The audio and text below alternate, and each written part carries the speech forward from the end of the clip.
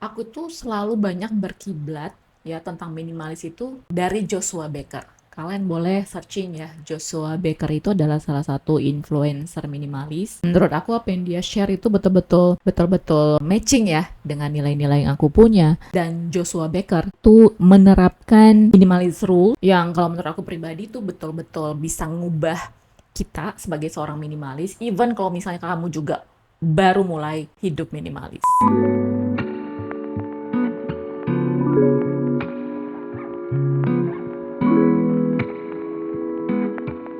Ketika aku mulai mengurangi baju yang sekitar 300 dari lemariku ya, itu awalnya aku baca buku Joshua Becker dan dia bilang seperti ini, mulailah memilih barang-barang yang ada dan buat skala dari 1 sampai 100 dan simpan barang-barang tuh yang mempunyai skor 10 ke atas. Nah, hal ini kayak betul-betul membuat aku pribadi, kadang kan kita suatu hal yang menjadi ambigu buat aku pribadi awalnya ketika aku udah mulai hidup minimalis 9 tahun yang lalu, kayak bingung ya memilih barang apa yang harus aku simpan, barang apa yang harus aku singkirkan. Itulah kenapa mengkategorikan skor barang-barang yang kita punya itu sangat membantu kita untuk meninjau, untuk memilih barang-barang apa yang harus kita pertahankan dan barang-barang apa yang memberikan nilai yang cukup besar buat kehidupan kita. Dan ketika barang itu bernilai cukup besar ya artinya barang itu boleh kita pertahankan. Nah, metode ini juga bukan hanya untuk kayak sekali pakai. Jadi ketika kamu declutter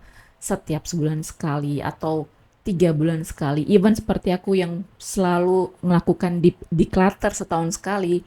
Nah, metode penskoran barang-barang seperti itu sangat-sangat membantu aku untuk memilah-milih barang yang akan aku buang atau enggak. Nah, aturan kedua dari Joshua Becker, dia bilang kalau kita mau menyimpan suatu barang, ya, daripada selalu berpikir ini nanti barang ini mungkin akan aku pakai.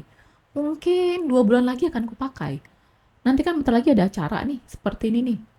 Mungkin barang ini akan bakalan aku pakai. Nah, Joshua Becker mengatakan, kalau kita selalu mengandalkan intuisi seperti itu, pada akhirnya semua barang-barang yang kita punya itu akan kita simpan. Itulah kenapa selalu pakai aturan ini.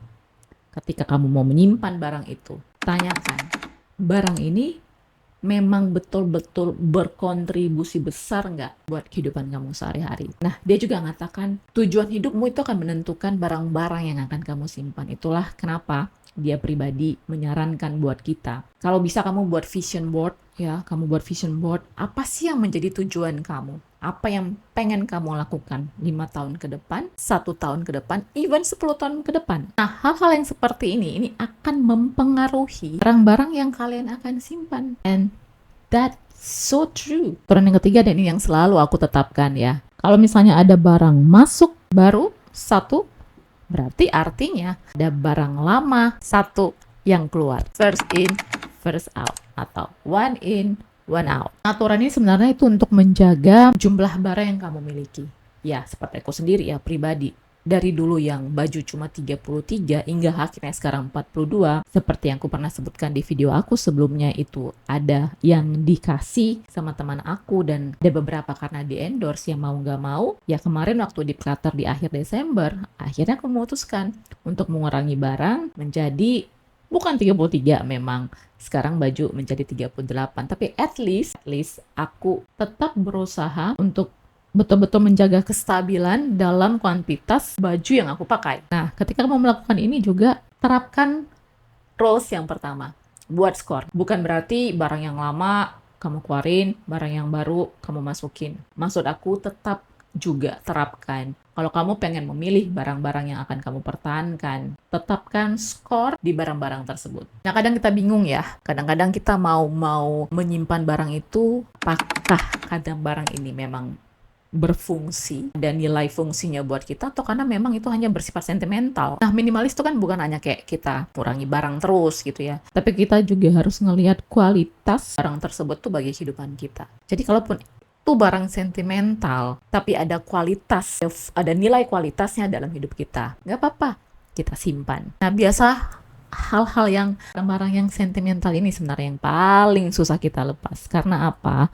Karena ada ada secara psikologis ada memori di dalamnya gitu ya. Itulah kenapa aku sarankan kalau misalnya kalian pengen membuang barang-barang yang sentimental ini, coba simpan dulu dalam satu wadah, lihat dulu nih 2 bulan 3 bulan ke depan. Setelah itu baru deh boleh kalian putuskan barang ini mau disimpan atau tidak. Karena memang susah banget nih, ini pengalaman aku pribadi ya, susah banget untuk let go barang-barang, especially barang-barang yang bersifat memorable. Aturan kelima dari Joshua Becker, dia menyebutkan, dan ini hal yang selalu juga aku share ke kalian, kalau untuk mau membeli barang ya, mau beli barang, even itu juga untuk nyimpan barang-barang, selalu gunakan periode tunggu. Kalau membeli barang, gunakan periode tunggu, karena secara psikologis ada lonjakan emosi ya ketika kita menginginkan membeli suatu barang. Sama halnya juga dengan menyimpan barang. Kalau memang barang itu mau kalian simpan, sama juga dengan menyimpan barang. Kalau kalian merasa susah untuk menyimpan barang itu atau enggak, ya balik lagi buat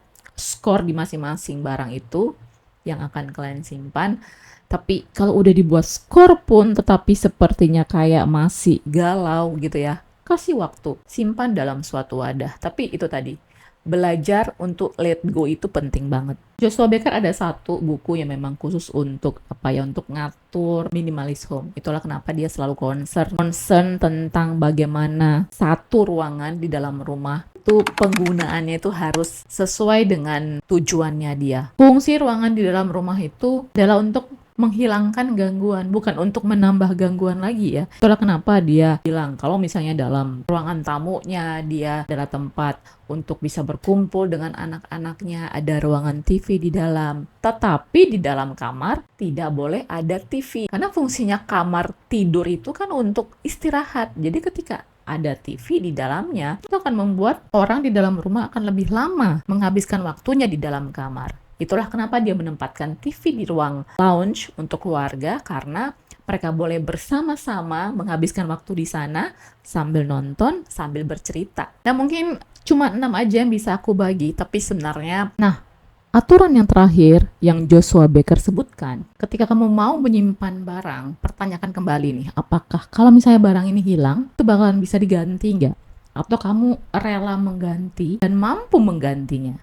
Nah, kalau misalnya barang itu hilang dan memang masih bisa diganti dan bakalan mampu diganti, ya barang itu ya nggak layak untuk disimpan. Tapi kalau misalnya barang itu hilang, kamu masih bisa ganti, kamu masih mampu ganti, dan kamu akan, jika barang itu hilang, kamu mampu untuk mengganti, kamu mau untuk membeli yang baru lagi, itu artinya barang itu memiliki nilai yang sangat penting dalam hidup kita, baik itu dari fungsinya, baik itu juga dari manfaatnya, baik itu dari fungsi dan juga manfaatnya dan juga nilainya dalam kehidupan kita. Tapi kalau misalnya kamu nggak bakalan ganti dan kamu nggak mampu ganti dan kamu nggak akan membeli yang baru lagi, itu artinya barang tersebut ya tidak terlalu penting kan dalam hidup. Contoh misalnya kalau memang ada satu favorit pakaian yang sering kamu pakai, kalau misalnya hilang, ya kalau kamu akan membelinya lagi, ya itu artinya ya barang itu penting. Tapi kalau misalnya ada nih gadgetnya udah lama banget, tapi kamu nggak pernah pakai dan kamu udah lama nggak pakainya, padahal waktu membelinya mungkin ya habisin uang yang banyak gitu ya. Tapi kalaupun barang itu hilang, kamu nggak perlu menggantinya, itu artinya barang itu yang nggak terlalu penting buat kamu. Nah ini sebenarnya berkaitan dengan keterikatan emosional kita ya, apalagi kita punya kebiasaan yang seperti ini, sangat bermanfaat banget buat kamu. Nah itu dia 7 aturan minimal, dan hal ini aku sudah praktekkan, aku sudah ngerasakan manfaatnya, dan aku yakin ketika kalian praktekkan 7 aturan ini dalam pengaplikasian hidup minimalis, pasti berhasil. Aku harap kalian suka videonya, dan jangan lupa subscribe, like, komen, dan yang paling penting adalah share ke teman kalian, ke saudara, ke grup WhatsApp keluarga, ke grup kantor juga boleh. ya. And I think I'll see you in the next video. Bye bye.